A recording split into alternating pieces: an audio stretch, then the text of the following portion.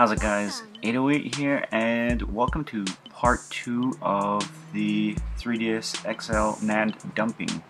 So once you plug in your 3DS XL, you will get a window pop-up that says, do you want to format? No, we do not, because we do not want to erase any information on the 3DS XL. Now what I am doing is I am opening up a program, Google it, it's called WinDiskImager32.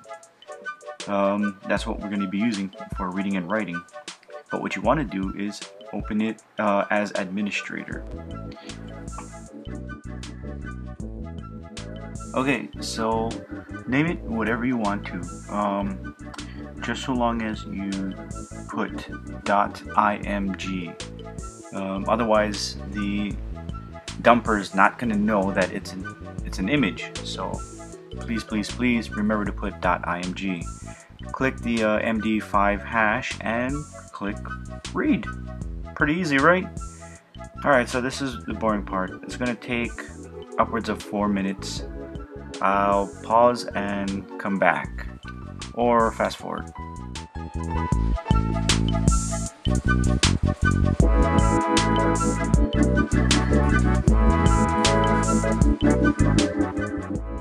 Alright, so once that's done, it's going to be in your downloads folder. And also, once it's done dumping, you're going to get the MD5 hash generated. You're going to create a new text document and copy the MD5 hash into the text.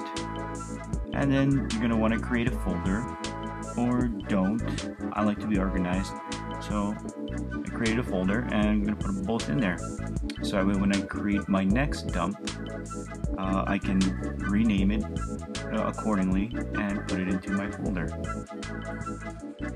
Alright, so be sure to get a second dump, third dump, or fourth dump. But I just did 2. I didn't think 4 was necessary. So here you can see I left the name the same, but once again, you know, copy the MD5 that you get from the second dump into a new text document, and I renamed them 2 because it's the second dump, and then I moved them both into the folder.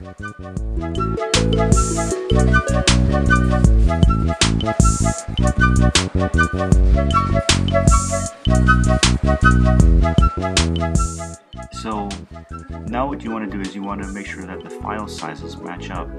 My hashes don't, because I haven't copied my hash to my second text document. But go ahead and look at the properties and look at the file size. Right here, mine says 1,341,504 bytes. More or less, it's accurate. You know, you got a good dump if you've got some ballpark number like that. So open up the second one, compared to the first one, and it should say the exact same thing as your previous dump. And once you're done comparing the file sizes, you're going to want to get a program, Google it, it's called HxD Hex Editor. I guess I'll throw a link at the bottom. But once you open it, you're going to want to compare your 2 NAND images.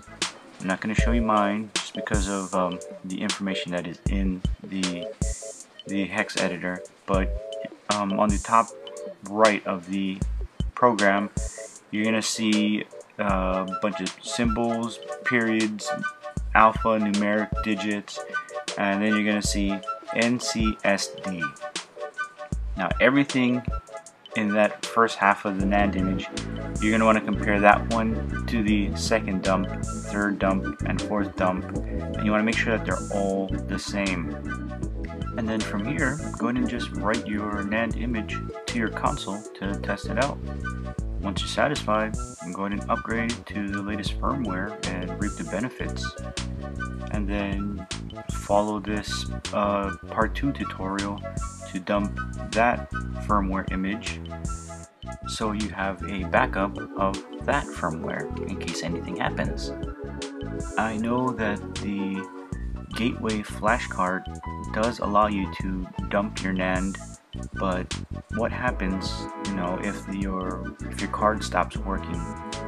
You will no longer have this ability to read and write your NAND and protect yourself from anything happening to your 3DS. And here I just wanted to demonstrate an error that can happen with your makeshift SD adapter with the write protect.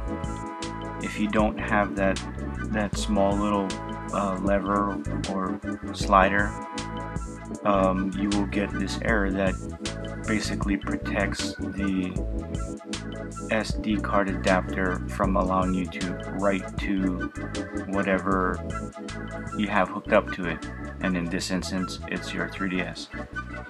And that wraps it up. So if you guys have any questions, you know, just ask me. If not, check out the forum. You know, big ups to these guys over at GBA Temp. But yeah, again, you know, please rate, comment, and subscribe. Thanks for watching.